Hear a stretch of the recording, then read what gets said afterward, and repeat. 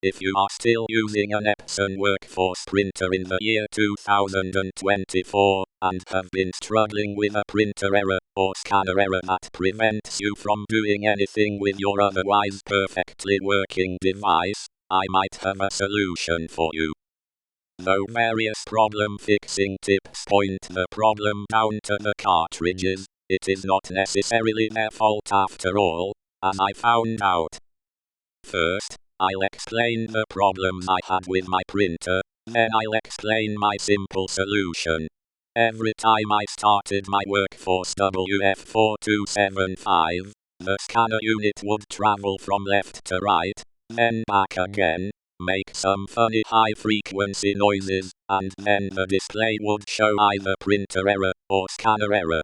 Additionally, either an error code 41 or 44.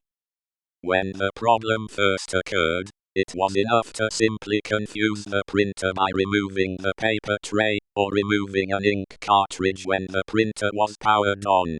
But I hit a wall after some 10 or 15 occurrences.